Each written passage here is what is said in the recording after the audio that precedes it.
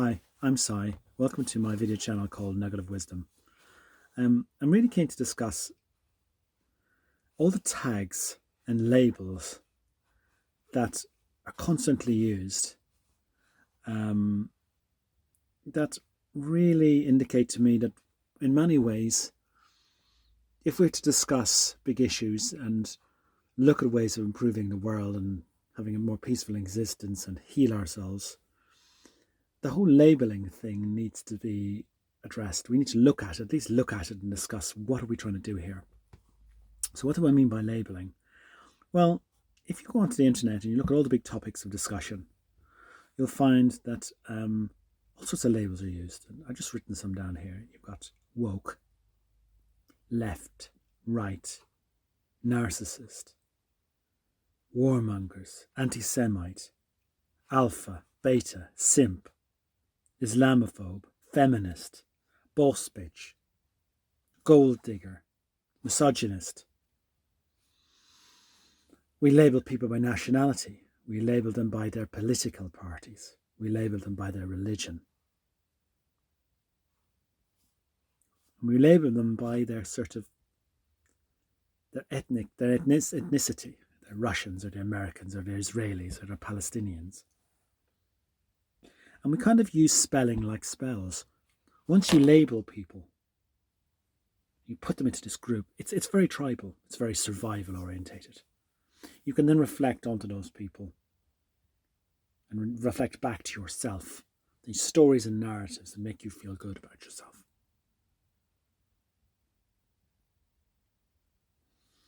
But a lot of the time people have no clue really what these labels actually mean. And in fact, if you take somewhere like Russia, I think there's over 180 different ethnic groups of people living in Russia, all different kinds.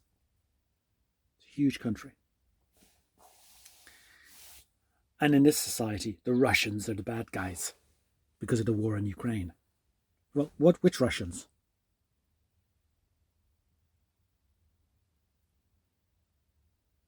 And this goes on and on. You look at Palestine, it's complicated. There's lots of different groups.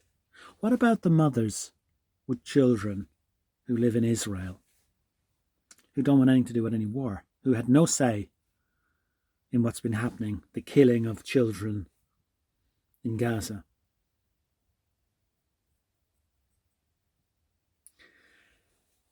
And then we have things like,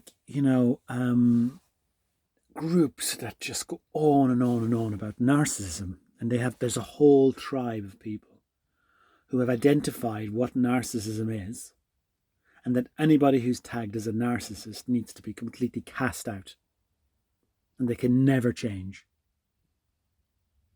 Yet the reality is, we're all narcissists to a certain degree.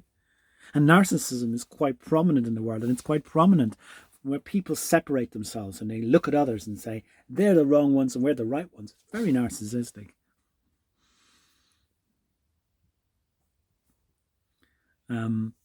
So that's just interesting. I mean, children are narcissistic, it's part of a survival mechanism.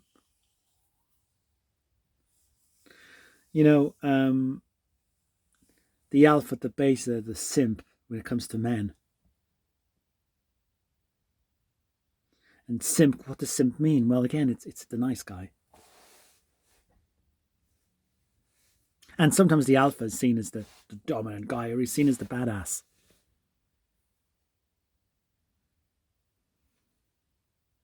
There's all sorts of tags that are used.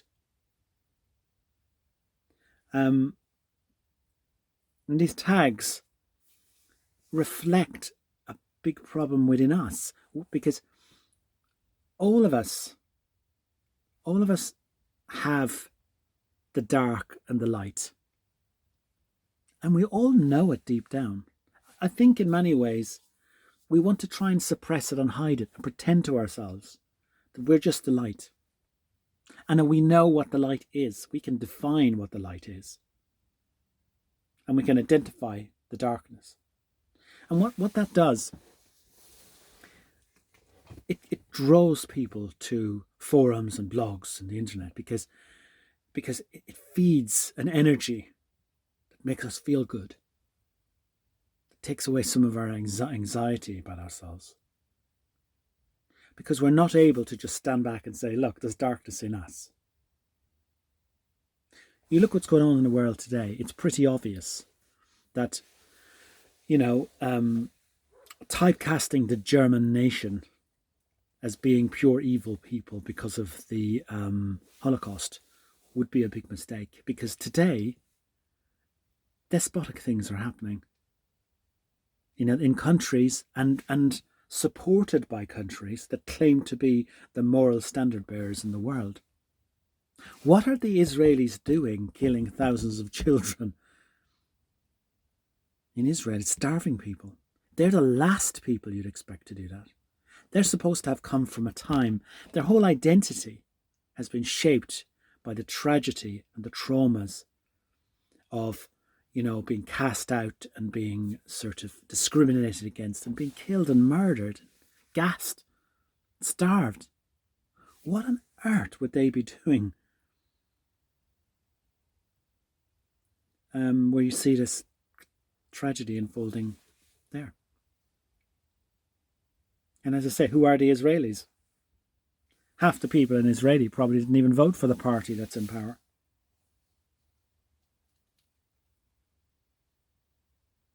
So it interests me. Like, for example,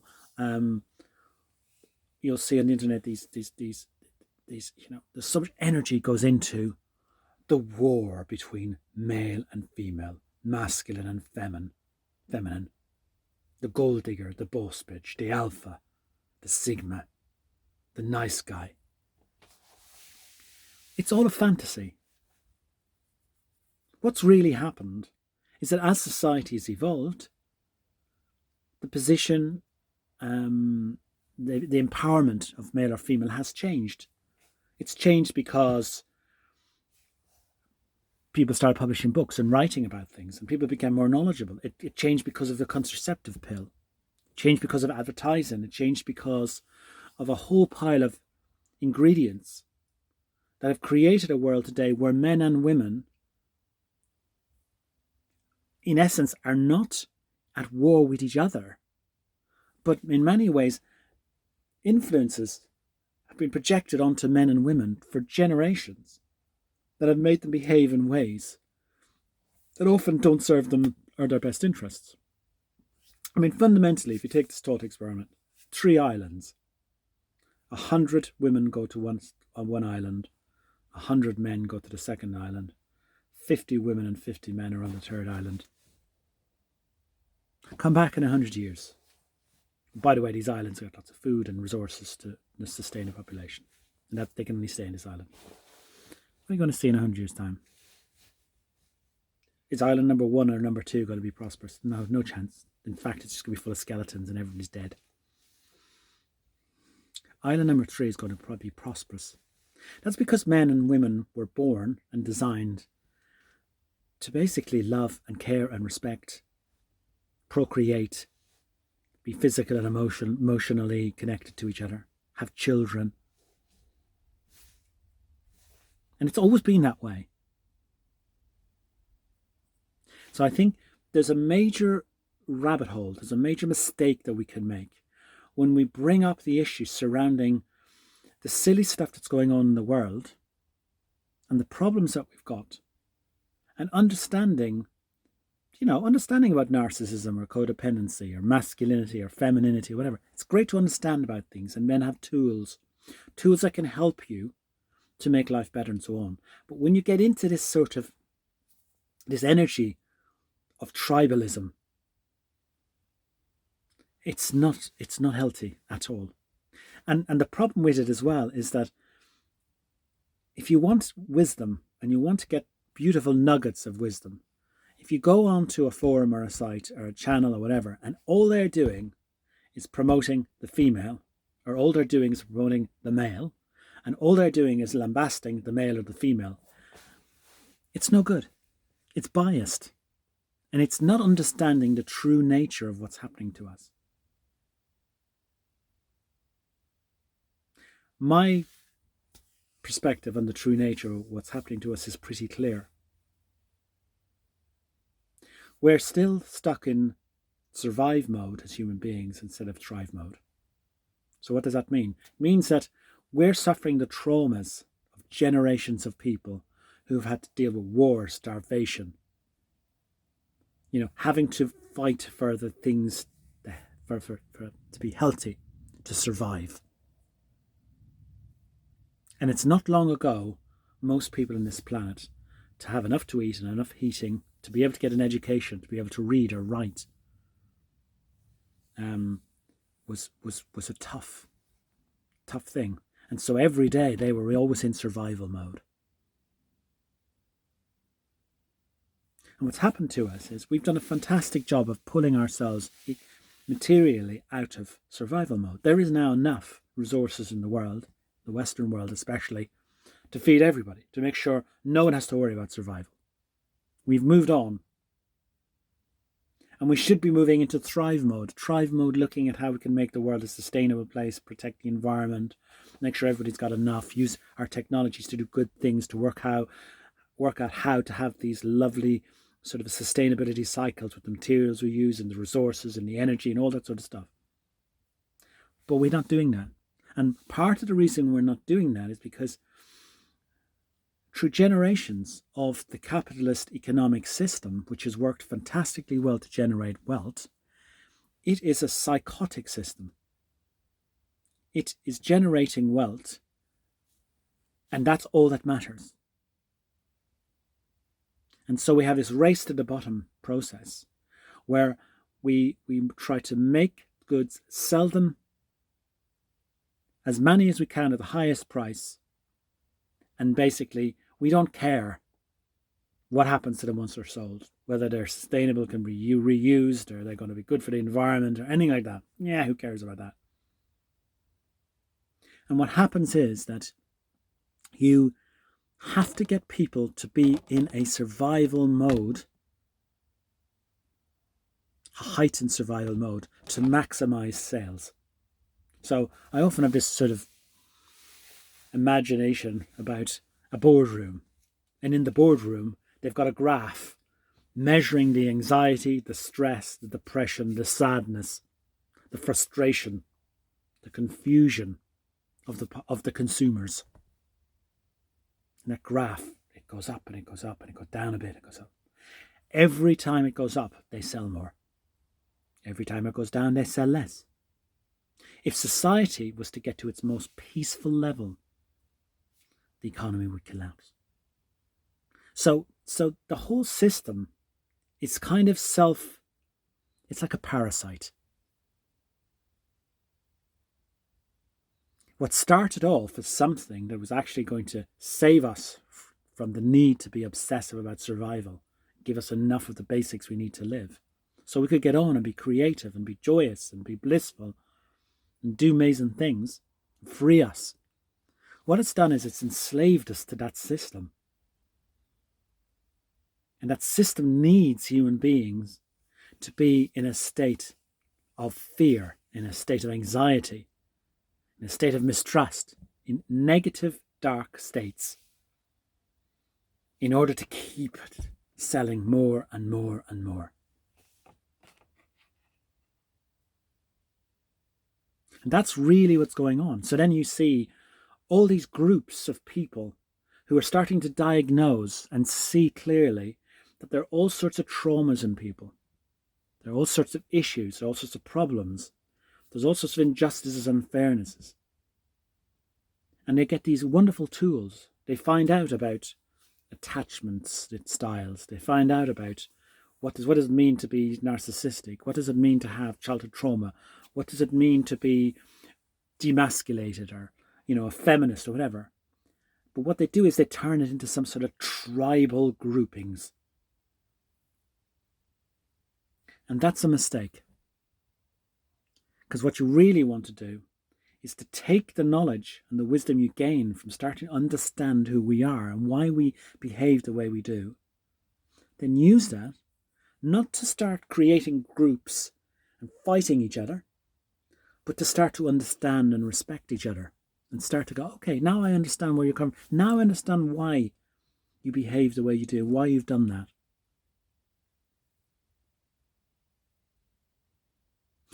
But on top of that, not only are we not able to sort of look at these things as just tools to help us to become better,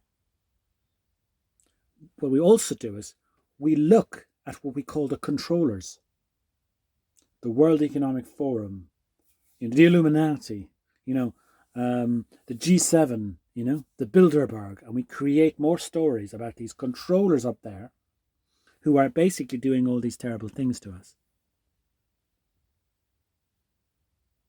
And in reality, if there are controllers, and there are people in the world who've got more power, more finance in the political process, they're very powerful. And they have a lot of influence. And if they're demonized, they don't care. They'll do everything to basically push away those who demonize them. Especially when the demonization actually is very, I would say, ill-informed.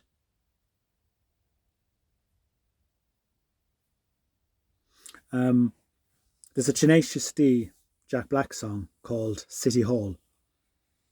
And in that song, there's a sort of revolution and people get rid of all the corrupt people out of City Hall and they become as corrupt themselves when they get in there. It's a great song. Just look it up on YouTube. Listen to it. And the message in the song is really that we become the things that we're desperate not to be. And you can see that in the world today. So I think if you want to use the wisdom that the internet and these explorations of people's behaviours and their histories and so on, because of their biology, because of how our brains work, because of how we've evolved, use them for good. Don't try to create separate tribes. Women and men should love and care and respect for each other, and they do en masse. They do. And the problems between the sexes in many ways are totally fabricated, and they're driven by this insatiable need through marketing and sales to get them arguing and fighting and mistrusting each other. So what we need to do is to sort of gather around and say, great, now we're beginning to understand each other better. Let's all work together to make this world a more beautiful, interesting, happy place. And let's get some of these people up there to join us. And if they won't join us, fine. We'll do our own thing. We won't waste our time trying to demonize them. We will just do our own thing and we'll start our own system and our own process. We'll start our own political party. Why can't we?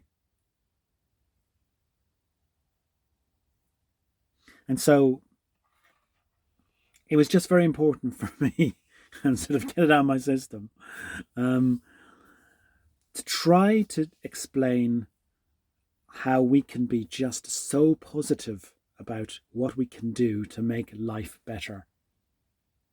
And we don't need to create these stories and use spelling to cast spells. Tag ourselves, tag other groups, put a label, and then judge. We don't need to do that. We can just get on, use the tools that are really important, learn from them, and make ourselves a driving force for change and positivity. And that's it. That's all we have to do. So, thanks for listening, and I hope to see you in the next video.